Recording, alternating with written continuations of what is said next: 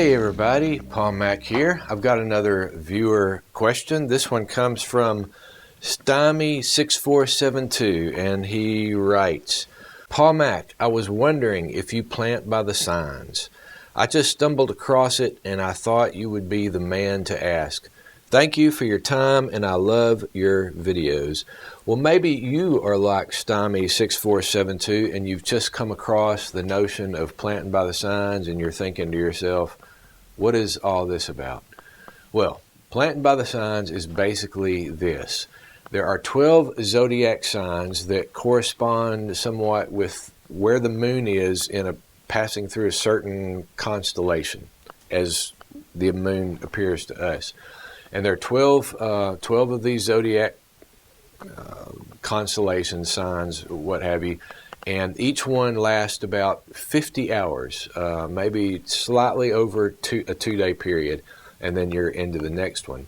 Each sign has different characteristics, and these characteristics are represented by a symbol, usually a little animal or something. Incidentally, the word zodiac comes from an ancient Greek word meaning cycle of little animals. Did you know that? I didn't know that. The zodiac characteristics are also represented by different parts of the body, the knees, the head, the arms, shoulders, the reins, and they're basically grouped into the four natural elements: earth, water, fire, and air. The basic idea is that you should plant certain vegetables under a fruitful sign during a particular moon phase, and that you should avoid planting certain things under an unfruitful sign in another phase of the moon. And there are times to do this or that. It's a better time in an unfruitful sign and in the darkening of the moon to kill things, to kill brush, to castrate animals, or whatever the thing might be. This is a controversial topic because there are many farmers who are firm believers in planting by the signs and who do well by it, and there are farmers who don't believe in it at all and suggest to stay away from it, and they are equally good at what they do too. It can be a very heated topic as to planting by the signs or not. On the other hand, you have folks who believe that the signs, planting by the signs, is a gift from God, and that He gave these things to observe for our benefit, and that if you pay attention to those things, you're honoring Him, they believe. And then others who have firm faith in God, and they believe you should stay away from planting by the signs. So it runs the gamut, all kinds of people who either are for it or against it, and some who are in the middle and don't care one way or the other. Now, a lot of people who feel they have biblical reasons for planting by the signs, some of them were influenced by a man named T.E. Black, who wrote a book, God's Way, and he wrote that, I think, around the 60s. I have a copy of it. T.E. Black was given to the notion that planting by the signs was very biblical and that God gave the signs, according to Scripture, for man's benefit. And he was sort of an evangelist or an ambassador for planting by the signs. Now, again, this is a controversial topic. Good people are for it. Good people are against it. You say, well, Gary, what do you think? Oh, boy. The comment section is probably going to make for some interesting reading after a day or two. Well, the specific Bible verses that T.E. Black referenced in his support for planting by the signs, when I read those, you could make it out that they support that planting by the signs is a God-given gift. I just don't see that they emphatically say that. Other folks point out other verses that seem to say, whoa, you might want to think twice and stay away from looking at the heavens to reveal when you do such and such. For instance, Isaiah 47:13-14 says, let them stand forth and save you, those who divide the heavens, who gaze at the stars, who at the new moons make known what shall come upon you. Behold, they are like stubble, the fire consumes them. They cannot deliver themselves from the power of the flame. So Verses like that tend to say, if you're looking at the stars and so forth, to tell you what to do, you're kind of crossing over a line into divination, which is something that the Bible warns against. So, again, controversial. Yes, I understand that. I have found, personally, in the course of my life, when certain things are unclear, particularly when it relates to spiritual, the theological things, I have found that it's safer to be cautious on such things than to be presumptuous. Somebody says, but it really works. I've planted by the sign and it really, really works.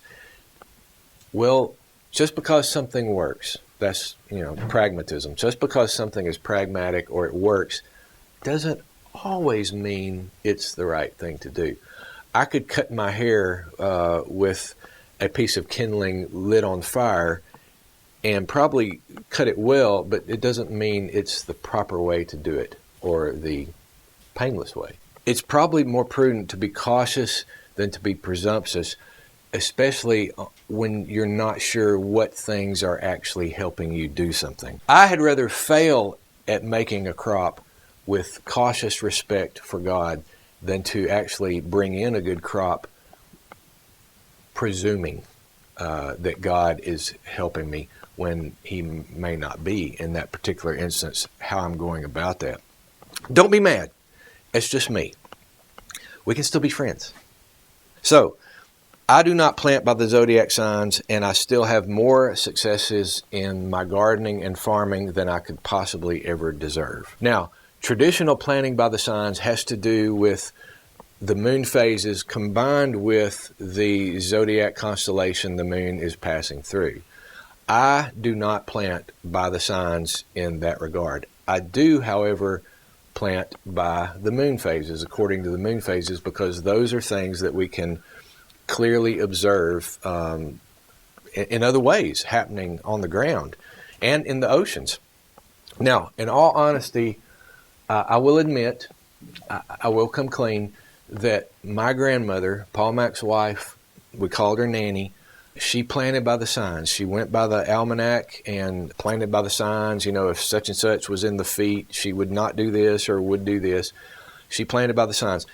And I recall my brother remembers her on more than one occasion saying, well, I wonder why that didn't work. So take it for whatever it's worth. Now, I'm no scientist by any stretch, but I do believe it's been said that the moon is closer to the earth than the stars are. So obviously the moon is going to have some effect. The gravitational pull obviously has an effect on tides. The stars are way, way, way out there. And I know people have this need to believe things. And so combining that what the moon is doing with the constellations, that's going a bit far for me. But that's just me. Again, don't be mad at me. We can be friends.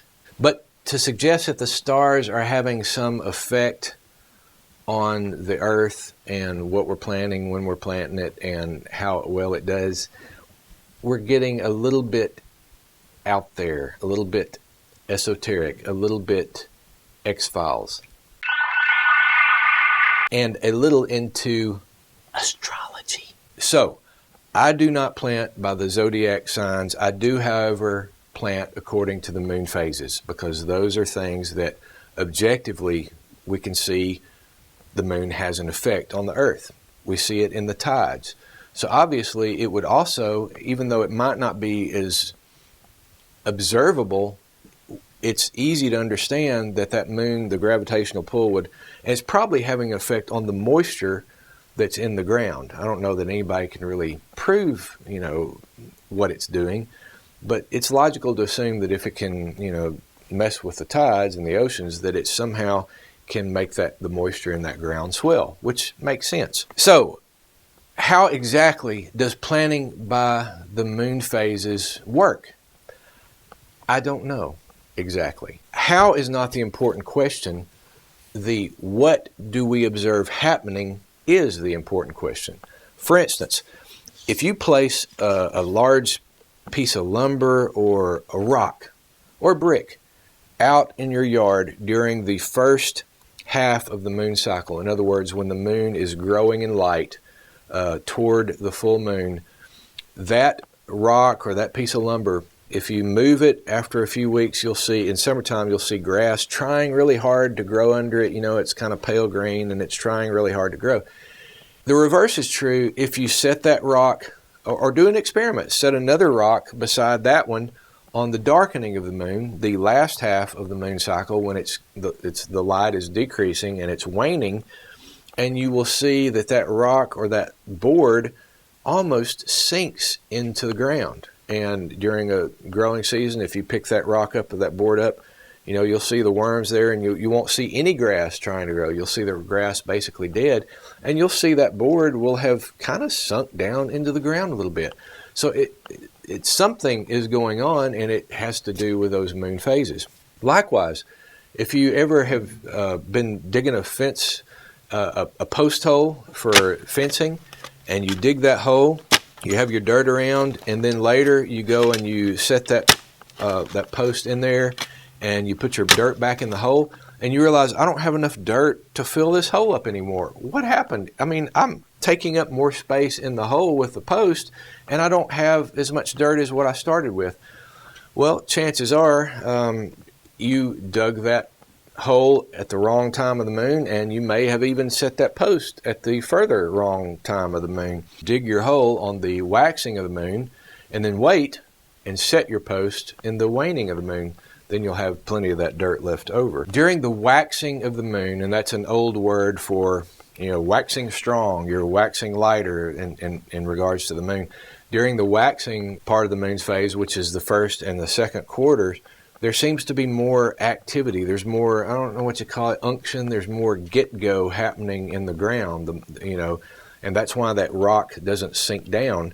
And then on the third and the fourth quarter, the waning of the moon, when the light is waning, the decreasing, is when there's less activity. So the question is, how can the moon's phases, waxing of the moon, waning of the moon, first, second, third, and fourth quarters, affect what you're doing in the garden, the planting of seeds and the germination of seeds? Well, since it seems to have something to do with moisture, it does seem to have some small effect on what you're doing. The general rule that farm folk have applied to their planting schedule for quite a long time in regards to the moon is, if the moon is in a waxing period where it's growing, the light is growing, you want to plant vegetables that bear the seed in the fruit on the first quarter of the moon, and generally vegetables that bear the seed outside of the fruit, for instance, your grains and so forth, on that second quarter of the moon.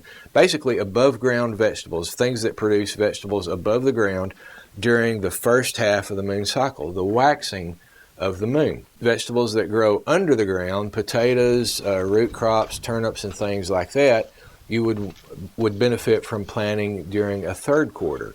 It's usually not good to plant anything during the fourth quarter because that's the deadest time. Your germination might not be as good and so forth. That's really a time for burning growth. Like if you wanted to burn brush and you didn't want it to sprout back from the roots, or cut a tree and you didn't want it to sprout back like some trees are apt to do, you might do it during that fourth quarter, and then you would have absolute death, have a better chance of that thing dying from the root down. So, how can you find out what phase of the moon we're in? Well, you can certainly look online at a number of moon calendars, but probably the handiest thing to do and the thing that makes most sense is just to go outside and look up at night. Here's where it kind of gets fun. Taking what you know about the gardening winds, what you already know, forget the moon for just a second. Usually in our area, it was always customary to plant potatoes about St. Patrick's Day, which is middle of March. So, and then the next month would be some of your warmer weather vegetables, and then corn after that, sorghum, you know, if you're raising that after that in May or so. A lot of your beans and transplants happen in April.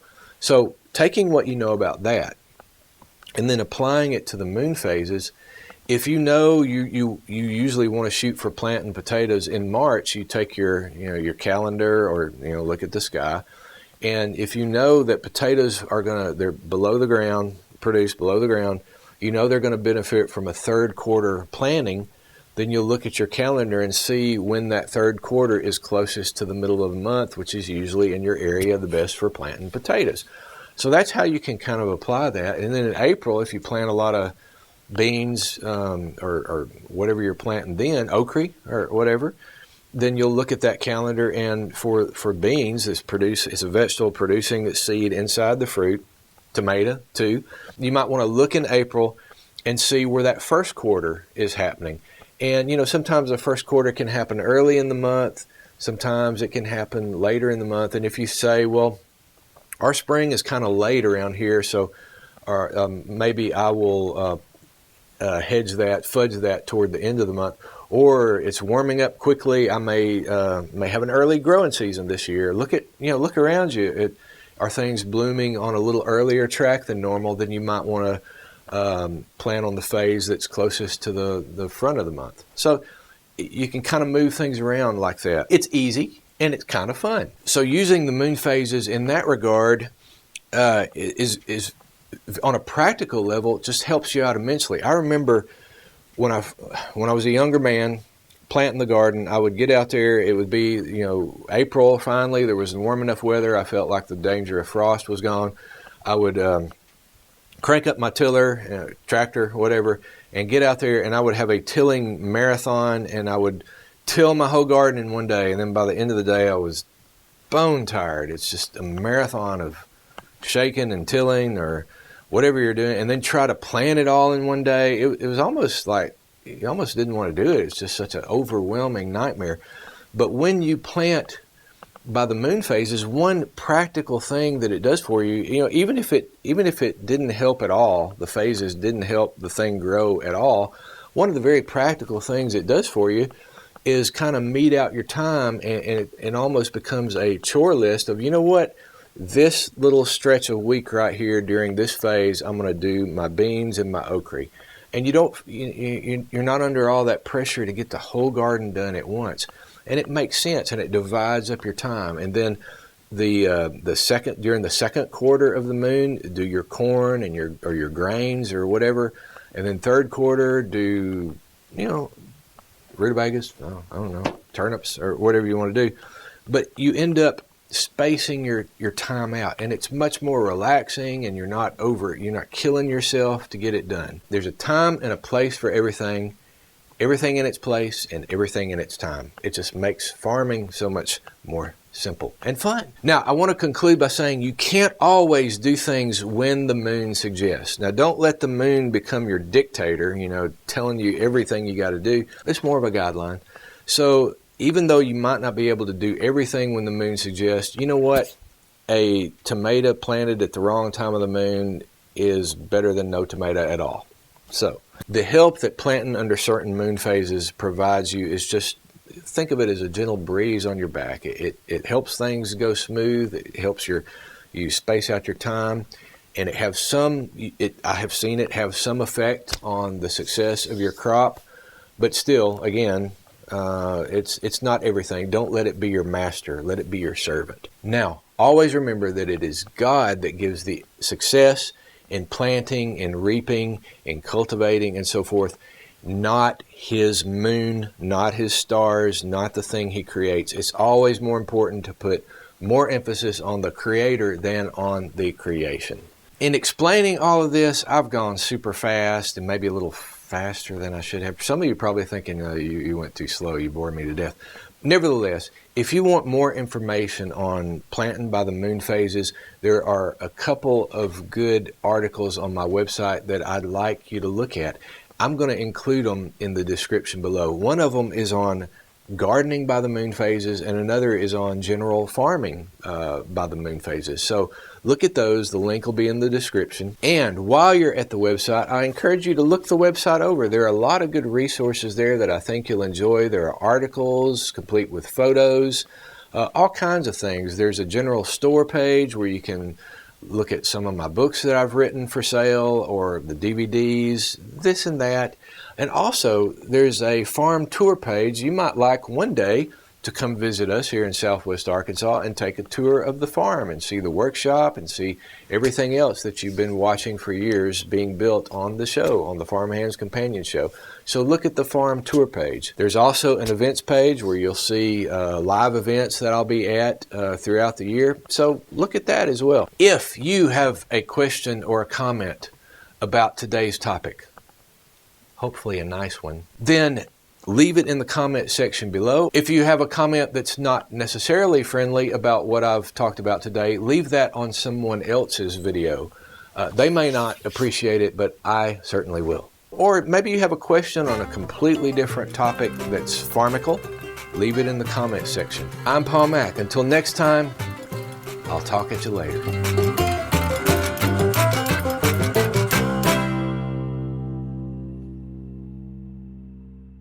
Blake Jackson, I'm glad to see I'm not the only one that hoards small scraps of wire. You never know when you can throw a few pieces together to make a side panel or a door. Yes, it is a blessing and a curse.